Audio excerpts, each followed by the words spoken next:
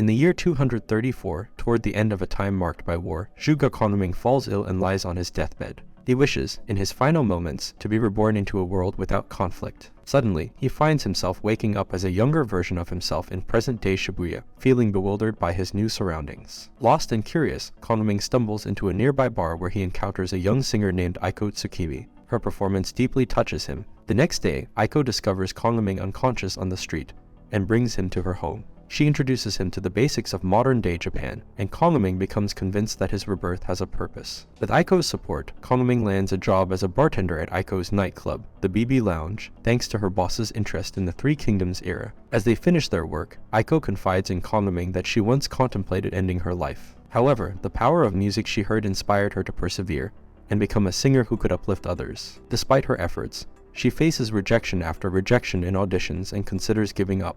Moved by Aiko's story, Kongming offers his strategic expertise to help her achieve her dream. Considering Kongming's proposal, Aiko dreams of performing at big music festivals across Japan and around the globe. However, she lacks the fame and fan base needed to make it happen. Kongming suggests they attend a concert by the renowned singer Mie Iriamate to see what they can glean from her success. To gauge Mia's intentions, Kongming meets her backstage. Mia offers Aiko a chance to perform at a larger venue. But Kongming sees through Mia's scheme. She plans to use Aiko's lesser-known status to boost her own audience by scheduling them to perform at the same time on different stages. On the night of the show, Kongming employs a clever strategy from his past, the Stone Sentinel Maze, to confuse the audience and keep them captivated near Aiko's stage. Unable to easily exit and tempted by drinks, the crowd swells, eager to hear Aiko sing. The performance becomes a triumph for Aiko, gaining her over 1,000 new followers. Meanwhile, a furious Mia instructs her manager to keep a close eye on Aiko. To boost Aiko's growing success, Kongming persuades a local music festival to feature her. However, as Aiko is still new to the scene, she's given a small stage tucked away from the main action, scheduled to perform at the same time as the headlining act, Jet Jacket, on the main stage. At the festival, Kongming tricks Jet Jacket into believing that Aiko's sound system has malfunctioned, making them feel secure. Using one of his strategic moves, create something from nothing,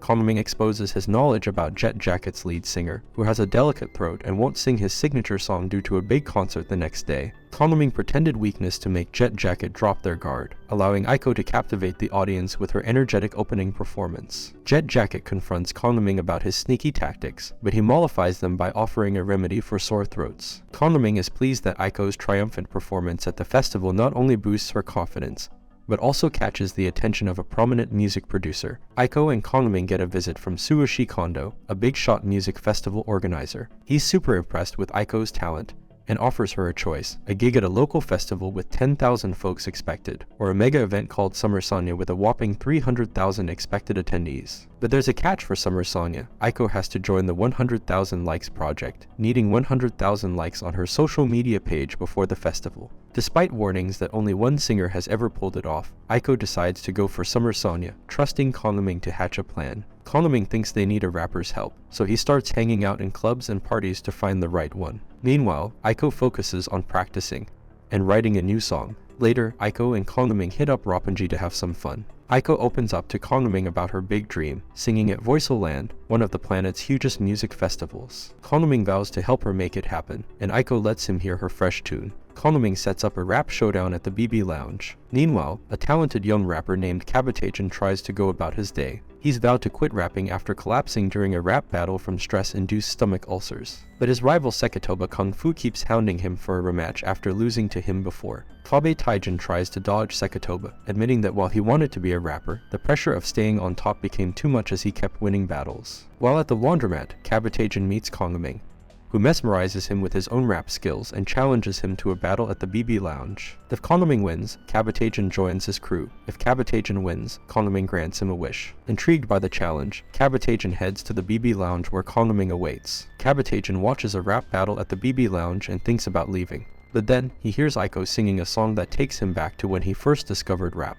Back then, he joined a small rap group to overcome his social anxiety. As he got better at rapping, he became a champion. Suddenly, Kongming appears on stage and challenges Kabuteijin once more. Kabuteijin can't resist and accepts. They dive into a fierce rap battle, and even Sekitoba shows up to watch. As they rap, Kabuteijin's love for rap reignites, and he outshines Kongming, who admits defeat. Sekitoba is happy to see his rival back in the rap game. Later, Kongming asks Kabutajin about his wish, but Kabutajin says his wish to return to rapping has already come true. Still, he decides to join Kongming's band. Little did anyone know, Kongming had orchestrated everything. He used a spy to learn Kabutajin's favorite song, and sneak stomach medicine into Kabutajin's drink. It was all part of Kongming's plan to lure Kabutajin back into the rap world. Now that Kabutajin is part of the crew, Kongming lays out their plan for the 100,000 likes project. Their main competition, a girl band called Azalea, led by the talented Nanami Kyuon, backed by the big Key Time agency. Since they can't match Key Time's ads, Kongming figures the best time to make their post for likes is 3 days before the deadline.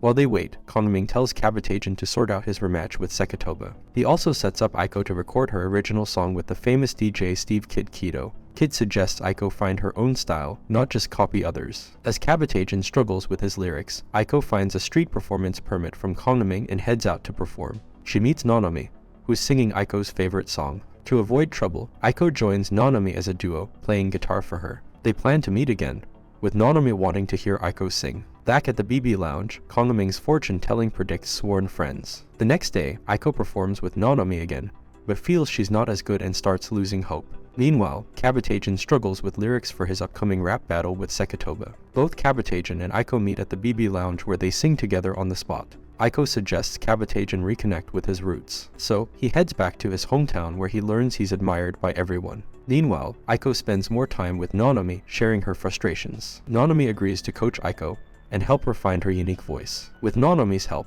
Aiko gets better at singing over the next few days and decides to impress Kido. After Aiko leaves, Nanami gets a call and vanishes. Nanami answers a call from her manager, Kurosawa, admitting she's Nanami Kyuon from Azalea. Kurosawa scolds her for disobeying, banning her from street performing or meeting Aiko. Meanwhile, Aiko has another session with Kido. He admits she's getting better but says she still lacks a purpose for singing. Frustrated, Aiko joins Nanami on a rooftop using a ticket from Kongming. There, Nanami confesses her identity and Azalea's story. They started with fun music but changed for success promised by Kurosawa. Though they succeeded, it was at the cost of real music. Seeing Nanami's struggles, Aiko wants to help her through music, just like it helped her. Inspired, Aiko sings I'm Still Alive Today, moving Nanami to tears. Nanami leaves, warning they might meet as rivals next time, but Aiko hopes to sing with her again. Kongming arrives, impressed by Aiko's singing, and says she's ready for the next step of the plan now that she's found her purpose. With newfound determination, Aiko goes back to Kido and sings for him again. This time, he's so impressed that he creates a new version of her song.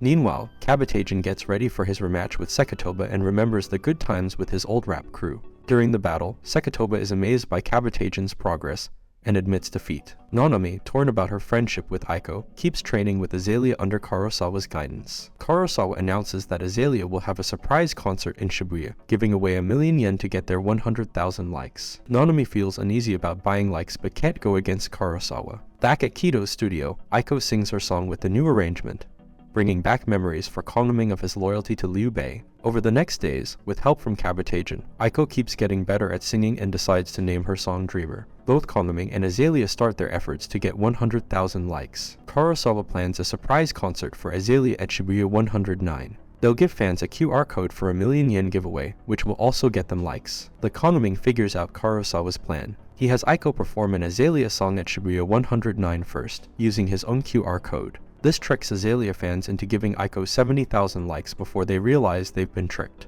When Azalea shows up, Nanami sees Aiko as competition and gets nervous. Kongming thinks about using his plan to break up Azalea, but he changes his mind out of respect for Aiko's friendship with Nanami. Instead, he has Kabutajin perform a bold rap accusing Azalea of being fake. Aiko's fans, who are on Kongming's side, spread rumors that the real Azalea are imposters, stopping their likes at 98,000.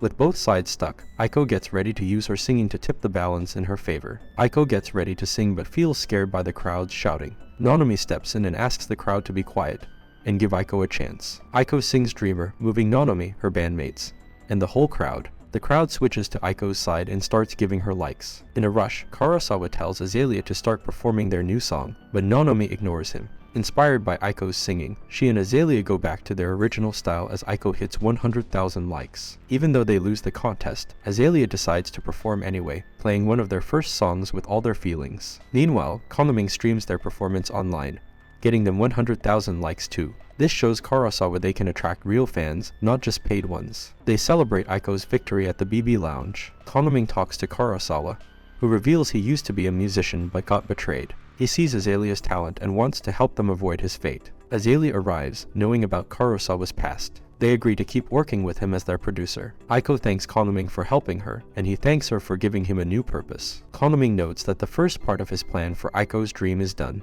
Aiko goes back to the stage to perform for her fans. And this is all for this video. Make sure to subscribe if you enjoyed it, and I will see you in the next one.